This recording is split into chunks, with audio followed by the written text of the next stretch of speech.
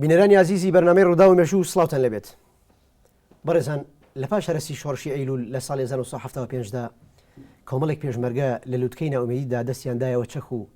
جارێکی تر جاری بەردەوامی و درێژەدان و کۆڵەدانیان بە شۆڕش و بەرەنگاریدا. ئەمجارەیان لە بناری سوورێن و شارەزور و هەورامانەوە حوت پێشمەرگە وەک یەکەمین مەفرەزی سەرەتایی شۆڕش دەستیان پێکردەوە. یەکێک لەو حوت کەسە عەلی شیعە بوو وەک بەرپرسی سەربازی ئەو مەفرەزەی و کوردێکی ڕۆژهەڵاتی باشووری کوردستانی کردە پێگەی سیاسی و سەربازی و لانکەی خەبات و تا ساتە وەختی تیاچوونی لەو پێناوەدا بەردەوام بوو. ئەمە جگەلەوەی کە ئەو لە شۆڕشی ئەیلولی 1960دا بەشدار بوو و خانەوادە و ئەندامانی خێزانەکەشی وەک درێژە پێدەری ئەو ڕێبازە هاوکات و دوای خۆشی بەردەوام بوون. بەڕێزان بۆ قسەکردن لەسەر مێژوو ڕۆڵ و بەشداری عەلی شیعە لە شۆڕشی ئەیلول و بارزانیەکان و مەفرە سەرەتایەکان و تا ساتە وەختی کوژران و وەفای شۆڕش و هاوڕێ و هاوخەباتەکانی و نرخانی ڕۆڵ و کاریگەری خۆی و خانەوادەکەی لە شۆڕشدا بەرنامەی ڕوودا و مێژوو بە پێویستی زانی لە چەند ئەڵقەیەکدا میوانداری بەڕێز خۆش ناو عەلی شیعە بکات بۆ قسەکردن لەسەر ئەم تەورەیە. کا خۆشناویان زۆر بەخێربێی بۆ بەرنامەی ڕوودا و مێژوو خۆشحاڵ بووین بە ئامادەبوون لە بەرنامەکە. سوپاس بۆیەوە. کا خۆشناویان وەک لە پێشەکە ئاماژەم پێکرد پێم خۆشە سەرەتا بۆ پرسیارە دەست پێ بکەم کە ئێوە وەک کوڕی عەلی شیعە پێمان بڵێن عەلی شیعە کێیە و هەڵگیری نازناوی عەلی شیعە مەبەست لە چیە و ناوی تەواوی یاخود بیبلۆگرافایەکی کورد لە سەرژانی. باوکم لە دەی بێساران لەدایک بووە لە کوردستانی ئێران. بەڵێ خۆی ناوی ئێرانیانێ فامیلیانەیە محەممەد عەلی حسێن زادەی ناوە. بەس تەمەنی زۆر مناڵ بوو چونەتە شاری سنەوە لە گەڕێکی جەوراوە ژیاون. کاتۆ بەم دویشە هەر هەمان ناو عەلی ئەحمەد مەحموود و لێ لە فامیل نییە. بەڵێ لە تەمەنی بەو پێی کە من سەرنجم لە ساڵ لەدایک بوونی داوە 16 ساڵ تەسەوەرەکەم تەمەنی بواتۆ کوردستانی عێراقەوە. لە تەمەنی 6 ساڵی عەلی شیعە دێتە باشووری. بەڵێ هاتە منتیقەی هەورامانە یەکەم دیەکە داخلی بێ لەگەڵ دوو ڕەفیقەکەیە دەرەی مەڕە بێت. کێ بوون هاوڕەکانی؟ دوو هاوڕێکیان ناوی دەروێش بووە بەداخەوە پێمان ئێستا مای بەڵام تاکو و 1984 من دراوسێ لە هەڵەبجە یەکێ لەوان کە لەگەڵ یات بوو لە هەڵەبجە مابوو ئێستا نازانم ماوەیانە بەڵام ئەوی کیان نازانم بەڕای بەڵام دوو هاوڕێ لەگەڵ سێ کەس بوون. یەنە دەرەی مەڕەوە هەرسێکیان و کاتە لەسەر ڕێگاکانە خەڵگە بووە چای و شتی فرۆشتەوەوانە ئەوان لادن بۆ ئیسراحەت. حاجی حەمەکەریم ناوێکە بێ لیانە پرسی بۆ کوێ چون خەڵکیان خەڵکی ئێرانێکین بۆ کەرکک بۆ کرێکاری ڕۆکاتە باوکم بڵێ من خێزانم هەیە مناڵی نابێ حەزم بیتە کوڕی منوانە ئەو جڵ باوکم لەگە دوو ڕەفیقەکەم و ناکرێت گیان بێڵم بەرحاڵ قەناعەتی پێکا نزیک 100 سەدە ماڵ ئەوانە بێت. دوایە بڕیارەیە ئاڵە حەزم بۆ خۆم میشکم هێتە خورماڵەوە بێتە شاگرد چاییچی پاشان دوای پێمایە ساڵێک چەندێک بێتە حماوە ئەبێتە شوان لێ بێتە شوانی دێ حماوە. دوای ئەوە پێم هەر لێ دایک مەناسێت زواجی لەگەڵەکات و لە باشوور هاوسەرگیری بەڵێ هاتووە لە حماوە کە دایکم خۆی لە ئەسڵ خەڵکی حماوە نییە خەڵکی هەڵەبجەن بە مناڵی ئەوان شاتونەتە حماوە کۆکۆین لەو تایفێکە لە هەڵەبجە هەیە ئێتر لێوە ناسیوەتی و دوای گێرمە کێشێکی زۆر لەبەرەوە ئەوە نیوتیانە بێ کەسی تۆوانە و تا قەواڵی خۆی خەنوتیفا بە کەسم هەیە و خەڵکی ئێران بۆوانە و بەڵام دوای هەڕازیە بن لە بەڵێ هاوسەرگیریەکەن. باشەکەواتە هاتنی عەلی شیعە بۆ لە ڕۆژهەڵاتی کوردستانی ڕۆژهەڵاتەوە بۆ باشووری کوردستان مەبەست لی گەڕان بۆ بە دوای کار و بژێویشیان نەک بەبەستی سیاسی. بەتاکید. باشە دواتر ئەگەر پرسیاری بکەین چەند مناڵی بووە عەلی شیعە و ئێمە 6 مناڵ بووین. کاکەم حەیدەر کە ئێستا لە ژیان نەماوە ئەوە کوڕی گەورە بووە خوشکێک مێ لە من گرۆتە ناوی بەیانە پاشان منم ژیانی خوشکمە خێڕوڵایە و کچێکی بچکەوە ناوی سزایە کە ئێستا گەورەی هەڵفەتە بەڵام بۆ دیدی ئێمە بچوو. باشە کاک خۆشناوژیان ئێستا ئەمێ ئەو پرسیارە بکەم کە ئایا مێژووی بەشداری سیاسی عەلی شیعە لە باشوور ئەگەڕێتەوە بۆکەی و کەی دەستی پێکرد و چۆن دەستی پێکرد؟ بەڵێ باوکم دەتێک کە عەبابەی لێ بێت لە ڕێگی مامۆستا شەحەمەمینی عەبابەی لێیەوە مامۆستا شەحەمەمی شەعبڵای پێڵێن کە لە 61 ئەو کەسێکی ناودار و سیاسیش بۆ توان بڵێم سەرپەرشتی مەفرەزەی سەرەتایی ساڵی 61 پارتی ئەو بووە هەرچەند کاک حەمید فەرەجی قالەسوور لە کتێبی لە شنیرۆ بۆ ستۆکهۆڵم شایەتی پێکردووەڵێ کە دەستمان پێگڵێ تقریبان 14 کەسمان چەکمان پێ بوو ئەڵێ کێلوان عەلی شیع بوو عەلی کوڕ بوو کە خەڵکی خورماڵە و هەر بە نەژادیش ئەویش ئێرانی خەڵکی سنەیە بەڵام مامۆستا شەحەمین ئەتوانم من لە هەموو شوێنێک ئەیڵێم باوکم لە ڕێگەی مامۆستا شەحەمینی ئەبابەی لێوە چۆتە ناو دنیای سیاسەتەوە. بەڵێ بەڵام پێت نەوتین ئەو عەلی شیعە لە چیوە هاتووە؟ دوو دلیل هەیە بۆی بەڕاستی یەکیان ئەوەیە من باوکم ئیمام عەلی زۆر خۆشتە من بیریشمی هەتا کاکەین باوکرد بانگێکرد حەیدەری کەڕار لەوە ناوە حەیدەر ئەوە دلیل یەکێتی زۆر جای خۆشی باسیە کرد و باسی ئازایەتیەوە کرد و ئەوانە ئەمە دلیلێکە جا نازانم چەندێک سەرکەوتم دێ بەڵام دلیلێکی تر هەیە بۆی کە تازە هاتووە و هێشتا زەواجی نەکردووە ئەو کاتە خەڵک لە لای خەرمان ئەمێنێتەوە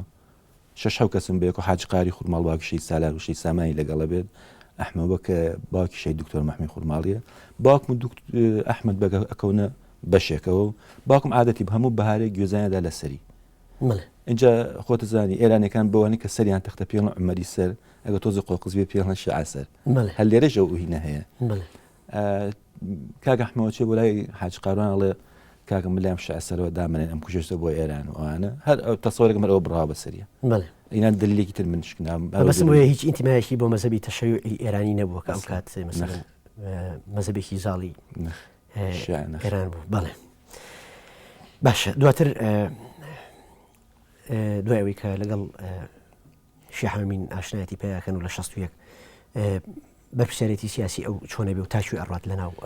شۆڕشی ئەیلوولە هێن کاک حەمید فەرەجی لە کتێبی لە شنیرۆ بۆ ستۆکهۆڵمی شایەتی پێکاڵی کەمجار لە سای 62 ئەڵێ چین مامجرامان لە قەراق بینی ئەڵێ من و منچەکە چەڵ و مامۆستا شەحەمین و عەلی شیع ڕۆشتین ئەڵێ هەڵبەتە تەرەکەشمان لەگەڵا بۆ دیارە کەسێک مامجرا نادوونی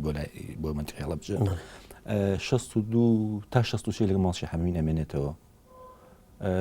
لە دوایەوە کەیتر پەل و ئەوانە زۆرە بن و پێم وایە بێتە سەر پەل لەو کاتە مەقڕی لە بیارەیە بێت کە هەر ماڵی خۆشمان تەمەن کاکەم مناڵ بۆ لەو کاتە مەقڕی لە بیارە بێتە سەر پەل لەو کاتە. باشە لە 62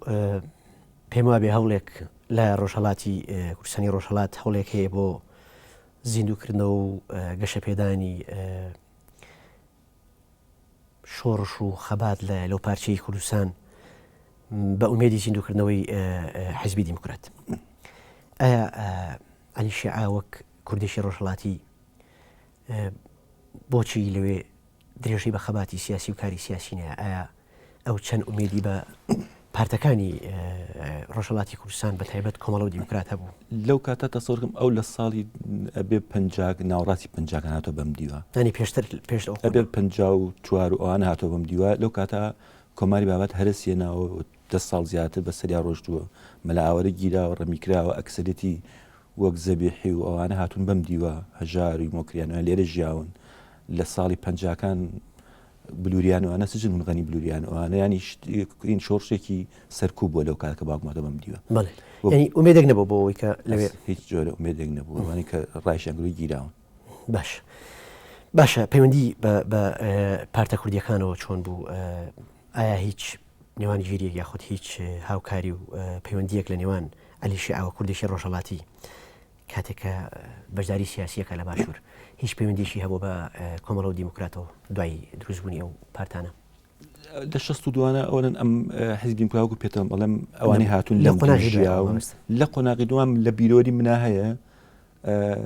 باوم کە بوو بێ سەرلق زۆر لە ئێرانەکان لەلای ئەو ئەمانەوە ساڵە قازیە بۆ کەس لە ژیان نەماوە وێنە هەلاج و ڕەش هەلاج کە لە بیرۆری منایە من خۆم بینیونم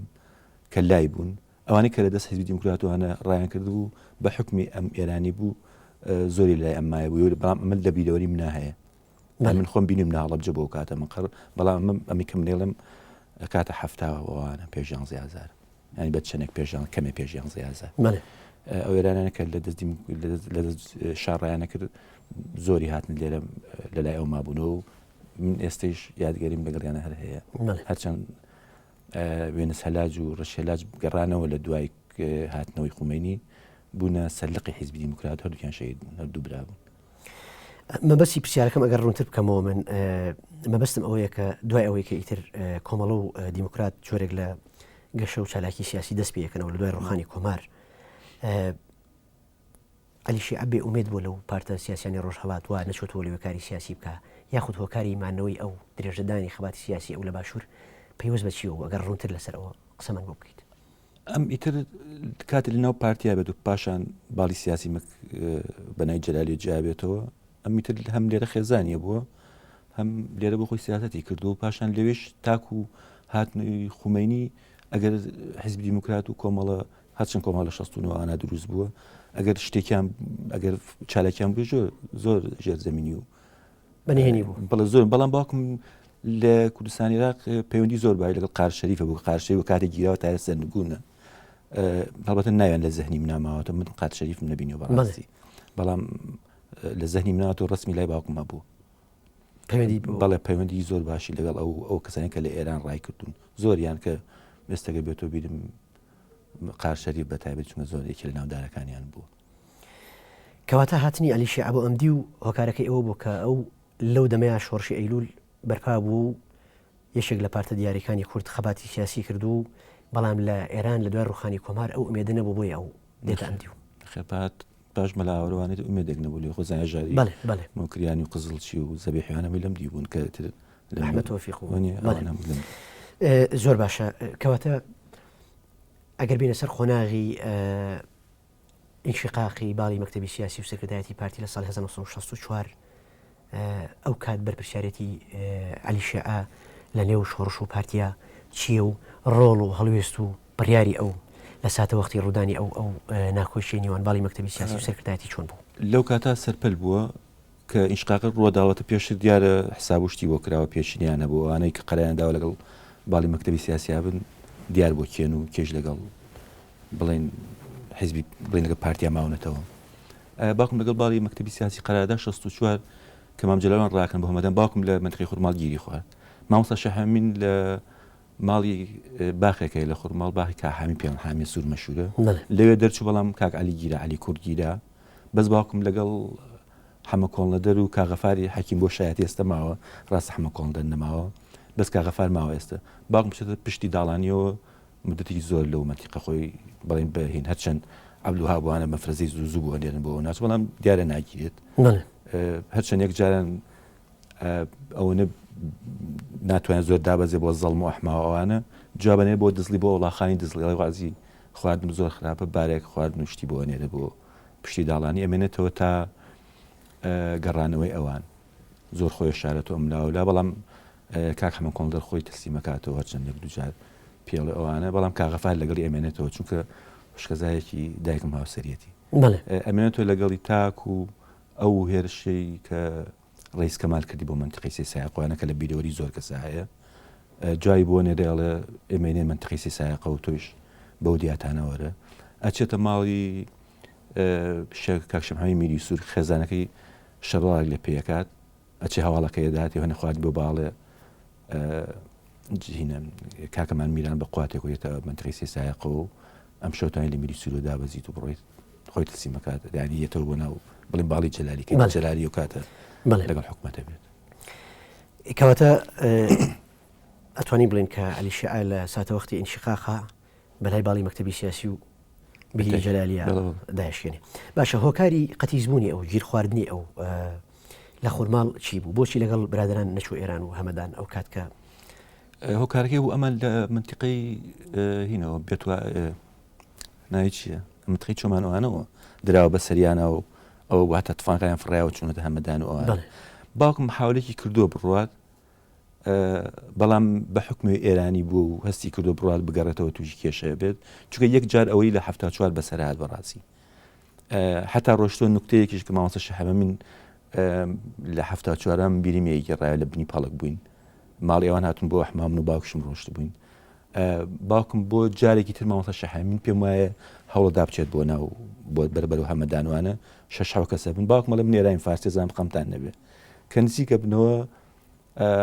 دیارە هین دەرەکەوێت لە شاخی شاهۆت نزیکی لە بناری شاهۆ شاخی شاهۆ ڕەوان سەر دەرەکەوێت ئەندە باشەوە نزیکی ناوشار بین و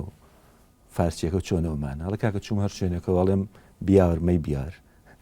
من گوێم لێ ماڵ شەحەمی چەند جارەمەی گەڕاوەتەوە بەڵام باوکم ئەگەڕێتەوە باقم کردو ناچێت بە ناو خاکێران بە حکمیەوەی ترساوە لەوەی ساوەکەوانە بیکردن بە حکمی خەڵکی ئەودی بوو ئیتر هاتوو ئەو چەند مدەتەی بەسەری تاکو خۆی کاتەوە ناو سێسایەخواانە لە ئەنجامە. زۆر باشە کاک خۆشناو کەواتە بۆچی ئەلیشیا لەگەڵ سەرکردایەتی پارتی نامێنێتەوە لە کاتی ئینشقاقا لە کاتێکە ئەو کاتێکە بیری سیاسی و بیری شۆڕش و خەبات لە زیهنیا دروستە بێت شۆڕشی ئەیلول لە کاتە یەکەمین پەناگە و یەکەمین سای سیاسی بۆ خۆی بۆچی لەگەڵ مەلا مستەفا و پارتی نامێنێتەوە بەلای باڵی مەکتەبی سیاسیە؟ من خۆم لەسەر ئەم مۆزوع ڕێی تایبەتی خۆم هەیە لەوانەیە چزانام چەنەوەیوانەوە خەڵک دەتوانێت ئەگەر ڕێی ئەومان پێ بڵی دواتە ڕێی خۆت ڕێی خۆی بە بڕوایم لە برم ڕێی ئەو چزان بە یەکێک لە دەریلەکانی بچون لە ماڵشی حەمەمین بۆ ئەوانە و خۆ دەزانی کە تۆ عادەتە لە کورداوایە مەسولەکە دەبێتە لایەنێک تۆش لەگەڵەوە ڕێ ئەمە دلیلێکێتی بەڵام دلیلێک کە من خۆم زۆر باوەڕم پێێتی ئەو جۆرە کەسانی کە مناڵی زەجر و ئێش و ئازار و ئەوانن هەر حیزبێگێت بڵێ دیفاعەکەم لە چینێک و من ڕادیکالترم و ئەمە خێڵێکی ئەمانەیە ئەم جیلە شوێنێکەوێت تێگەی ئەمە بەڕێی من ئەمە هۆکارێکی گرنگە ئەمە بە هۆکارە زانم من چون خۆ دەزانین باڵی مەکتەبی سیاسی خۆی بە ڕادیکالتر زانیوە هەرچەند بە بڕای من بوونی بارزانی بوون و ئەوانە و سۆرانی بوون چونکە خۆ دەزانین لە باڵی مەکتەبی سیاسیە زۆر کەم بەرزانیتە یەک بەرزانیشی تیانێ بە حتا 4 بادنانیشی تیانە بوو ینی کێشێکی چوزانم سۆرانی و بادینانی هەیە لە ناو باڵی مەکتەبی سیاسیە بمانوێ نەمانەوێت ئەمە چون ئەکسەرێتی سۆرانیەکان لەگە باڵی مەکتەبی سیاسیا بوو بەڵام لەو قۆناغەیە پێم وابێت لە ناو پارتی دیموکرات و شۆڕشی ئەیلولا مەسەلەکە ئەوەی شۆڕشێکی کوردی و گشتی بوو کەمتر مەسەلەی ناوچەگەری و بارزانی بوون و سۆرانی بوون زەق بوو مەبەستم ئەوەیە ڕێی خودی ئەلیشیا ئەم پێ بڵێ لەسەر ئەو ئینشقاقە ئەوەندەی کە بیست بێتت لە دایکتەوە یا لە خۆی یا لە هاوڕێ هاوخەباتەکانی باسییان کردبێ هۆکاری مایلبوونی بەلای جەلالێتە چی بوو؟ تەنها ئەوە بووە باڵی مەکتەبی سیاسی ئەوانیان بە دواخۆی کۆنە پەرسترزانی و تاگڕەویانە بۆ ناوخۆیانە بۆ نمونە زۆر قەرارەڵێ مثل مەلا مستەفا قەرای داوەگەر دیقەت لە 5 ساعت لەگەڵ برای محمەدا دیقەت بی ئەڵە کە برای محمەد ڕۆشتە وەلای پێڵێڵێ تۆ ناتوانانی بە تەنیان فاوەزات بکەیت ئەڵە تۆ سجنیت دوای ساڵی یوسفی ئەڵەدات ئەڵە برای محمەد ڕاستەکە تۆ ناتوانێت خۆت قەرار بێت ئەڵێ من بە عەرەبی خوێنوەوە ئەڵێ تۆ هیچ نیت ئەڵە قسە مەکە تێگەی ئەم تاگڕەویە بیانوەکەی باڵی مەکتەبی سیاسی ئەم تاگڕەویە جیا بۆتەوە تێگەی ئیتر هەر کەسێکی لەگەڵ چوزانم ئەوانە بۆ دایەتی بەلای مەکتەبی سیاسی باشە پاشان دواتر کە لە بەیاننامەی 11 ئازار ئیدی برادرانی باڵی مەکتەبی سیاسی لەگەڵ پارتی دیموکراتیەکە گرنەوە و ئەو ئینشقاقە نامێنێت ئەو کات ڕۆڵ و پۆست و هەڵوێستی ئەلیشیا لەو دەمەیە چۆنە بێت؟ ئەو کاتە سەرلق بووە چونکە ئەو لە دوای 65 وانەی سەرلقە بێ ئەبنە حەلا سودودەوان ئەو ئینە ئەبنا کە کاکتای علیوالی بە سەرپەرشتی ئەم حەلا سودودەکە باوکمشی لەو حەلا سودان نەبێ بیر ماڵمان لاڵەبجە بوو ئێمە لە مەکتەبی پشتی سەراوی ماڵمان لەو کاتە حەلا سودود وەڵام هەمان پۆست بوو هەمان پۆست بوو لەو کاتا بوو من بیرەوەری بیری ئێرە ئەو ساڵە قازی و ئەو ئێرانێنەکە لەگەڵیا بوون وێنە سەلا جوان بەڵێ باشە دواتر لە دوای یەگرتنەوەی هەردوو باڵی مەکتەبی سیاسی و سەرکردایەتی پارتی ئیدی تا ساتە وەختی هەرسی شۆڕشی ئەیلول ئەلیشیا بەردەوام بێت ناو شۆڕش و خەبات بۆ یەک مدەت دانیشێت چونکە دوو جار ئەیگرن لە من یەکیان لە بیرۆری منە یەکیان لە بیرۆری من چونکە یەکیان لەگەڵ کاخالی حاجی فەرجی زەڕۆ و کاک عەلی کوڕ ئاگیرەوە لە بیرۆری منان لەکوێ ئەیگرێ شێ ئەیگرێ جەماعەتی عەبدولوهاب بوون و کاتە لە هین بوون جەمال لای عەبدولوهاب بوو ملازم تاریقە بووە لە بیارە بوون کە ئەو جەلالیەکان ئەگرن بۆ یەک دوو مانگێک بەڵام ئەویتر 72 بوو لە بیرۆری منە هەیە ئەویش لە زیندانیەکرێن لەو زیندانیەکرێن دوای بێن بەڵام یەکیان لە بیرۆری خۆما هەیە کە 72 73 بوو کەیتر لەو کاتە باوکم دوکانی دانا بینی کتێب وەک قەرتاسیە گوا بوو گرتیان لە خوڕماڵ لە خوڕماوە بڵێ لە خوڕماڵ ئەو کات ماڵی ئێوەش لێ بوو ئێمەش ماڵمان لێ بوو گرتیان تقریبا دوو ماکسنیان کرد دیار بوو لە شوێنێک مناقەشەی کرد بوو باسی پارتی توی پێشەویش ئەو کاتێتر هیچ موقعیەکی نەما بوو مناقەشە لەسەر دروستبوونی پارتی بووی با برای محموان پارتیان دروست کرد و جەماعەتی مەلا مستەفا کاتە لە ڕووسیا بوون و ئیتر بیانێکیان بۆ دۆزی و ئەو کاتە هەر خۆی بوو گیرە باش ئەم دوو جار گیرانە وای کرد کە ئەو جۆرێک لە دابڕان لەو فترەیە تا سات وەختی هەرس جۆرێک لە دابڕان لە بیری ئەلیشی ئەلنا و شۆڕش و خەباتە دروستەکە تەسەوەر ناکەمەوە هۆکاری گرن بێ بەڵام ئەی هۆکارەکە چی هەڵبەتە ئەگەر کابرا دەجایکی بیگن و ئەگەر باش بنایە لەگەڵ یا ئەو پێم وایە کەسێک قەرارەدا لە سیاسەتە ئیتر لەگەڵ ئەو سیاسی خۆیان ڕاتاک و ئەو شوێنی چوزان خەلەلی سیاسیە دۆزێتەوە وازی لێ بێنێت بەڵام ئەو لە کاری قەراری مەکتەبی باڵی سیاسیداوە لەگەڵ یانە بۆ ئیتر مەبەستم ئەو دابڕانی کە باس کرد هۆکارەکەی چی بوو ئەگەر هەر جەلالەکان ئەکسەر چەکە کران بە هەر بیانێکۆ بووە یان بڕۆ ماڵ دابنی شێکی لەوانە بۆ مدتی کە دەڵم دوکانی دانابوو ئەکسەرەتیان دانیشت بوو نەکەرەوە زۆریان دانیشت بوو قارکۆکۆی زۆر لەو کەسان باشە کەواتە لە ساڵی 1975 ئیدی شۆڕشی ئەیلول هەرس دێنێ نەخێل 74 پێشمەگە دیسان بانیان کردەوە بووە پێشمەگە لە قەراغ بوو دیسان دەست پێ کرد بەڵێ ئەگەر باسی بکەیت چۆن لە قەراغ بوو ئێمە ئەو کاتێک 74 شەڕ دەستی پێ خۆ زین سی سایق و هەڵەبجە و قەسف کراوەمان ئێمە لە حماوەمان چکە دایکم خەڵکیوێ و ماڵی ننکوانم هەمویان کە سوکارم هەمووی لە حماوایە ئێمەش لێوین باوکم لە قەراغ بوو لە شەڕ من بیرمی عەسرێکیانی مەکرد باوکم هاتەوە قاچی لە جێچوو بوو شەڕ بوو بە پەیژا سەرکەوت و ئاخر پلەکەی شکان بوو کەوتوی خوارەوە قاچی لە جێچوو بڕنەوەیەکی پێ بوو هاتەوە تاکوش هیچ شاک نەبووە شۆڕ ئەو بوو ئاش بەتاڵ بوو باش کەوایە هەڵوێستی ئەلیشی ئا لە ساتە وەختی هەرسی شۆڕشی ئەیلول لە 75 هەڵوێست و بیرۆڕێ ئەو چۆن بوو لەو دەمەیە کە کورد بە جۆرێک لە جۆرەکان بێ ئومێد بوو لەوەی کە ئیدی جارێکی تر ئەستەمە بتوانرێت کورد لەسەر پێی خۆی بوەستی و شۆڕش و بەرەنگاری درێژە پێ بە هەڵوێستی ئەو لە ڕۆژگاریا چی بوو من بەڕاستی هەمیشە من یەکش دەڵێم من لەوە وەسی واقمە بەڕاستی لەبەر و باوکمە ناتوانم حەقی خۆی پێ بم ئەجین پڕ بوو لەورە لەو کاتێش ئەگەر لەسەر زاری هاوڕێەوە خەباتەکانی لەسەر هەفتاوانە ئیتر من لە دوی ئیبتدایوانە مشتەکانم لەبیرە زۆر ورەیە بوو بەڵام ئێمە لەبەر لە 72 لەگەڵ کاک محسین مەلا حەمەمین ئێمە لە حوشەیە کاشیان بێگوتمان کرێکی بووین ئەو بەیان نامشتی کۆمەڵی پیشاندا بوو بەتە شتێکی لە کۆمەڵە پێوتو بەڵام بەڕسمی پێم وانە لەگەڵ کاک محسینە خەتی دروست کرد بێتەوە لە 1970 لە ڕێگەی دکتۆر ڕەزا باوکم خەتەکە دروست دەکاتەوە چون کاک شەلیستە خورماڵەوە یەکەم جار بە دکتۆر ڕەزا ئەڵێت ئەڵێ ڕێکخراوی دووسە بە ناوی کۆمەڵەوە بەڵێ ئەڵێ بە کاک عەلی بڵێ لەبەرەوە ئەو ڕابردوویەکی و پێشتر سەرلق بۆ ئەمانە بزانە ئەڵێکی باوکشم تەوان خێرا حازرە بێوانە لەگەڵ کۆمەڵا دەست پێکاتەوە کەواتە ئەمە لە هەرسی شۆڕشی ئەیلول ئەگەر بەنیێنیش بوو بێ دانەبراون لە خەبات و لە بیری ئەوە بوون من پێم وانێ دابڕابێت چونکە لە 74 من وشەی ماستۆنگ لە دەم باوکم بیستۆ لە چاخانە و زۆر کەس شایەتی شێسش هەتا لەمەوە برادێک بە یادگاری بۆی گەڕاموتی ئەو ناوی لەکوێ نابوو ئەو کە ئەو کات خەڵک نێزانیمانە دیارە لە دیار و کاتە کۆمەڵی ناسیۆ بڕۆیم بڵێ کەواتە ئەو قسەیە چەند ڕاستەکە لە بەرنامەی دیدارێکی تەلەڤیزیۆنی شعلی کەشکۆڵ ئەڵێ دروستبوونی یەکەمین مەفرە سەرەتاییەکان لە دوای هەرسی شۆڕشی ئەیلول پێشینەی هەبوو ئێمە لە ڕێگەی کۆمەڵی ڕەشدەرانەوە پێشتر ئامادەکراوین ئایا پەیوەندیشی ئەلیشی هەبوو ئەو کات بە بەڵێ بڵێ هەتا لەو ڕۆژانەی مەتازیە دانیشت بووین کاک مەلامار فێ خەڵکی تەپی سەفایە کاک شعلی تەبەن ئەو ئیشی میراوی نەبوو چونکە وەستانوری شەیوەسانوری برای تەختەبەز بوو ئەیتوانی لەگەڵ هاتوو میراوی کردبوو دیار بوو هاتوو بۆ کاری تەنزیماتوانە دوای چوو بە کاکتاری توی منەڕۆم بەرەوە هەڵبجە ئیشم نەماوە لێرە کاک عەلی بکەرە میراو باوکم بێتە میراوی ئەو جۆگەی هەیەری پێڵێن کە چێتەوە بەرەو گردی سەفاوانە حتا کاکتاری وتی داری ئێمە بانی کردم وتی بۆ ئیشت داوە بە عەلی شەعە ئێمە نامانوێت ئیش شتی وا بکە و حساب ئەوەی تەسلیم بە ئیرادی ئەوان بێت چونکە زۆر جابان کرا دوو جابان کراوەتە ئەمنی سلێمانی لە دوای هەرس کە جارێکیان مەلا ئەحمەی هینی لەگەڵ بۆ ئەحماوای لەگەڵ بووە مەلا شێخ ئەحمەی ناوە بۆ شایەتی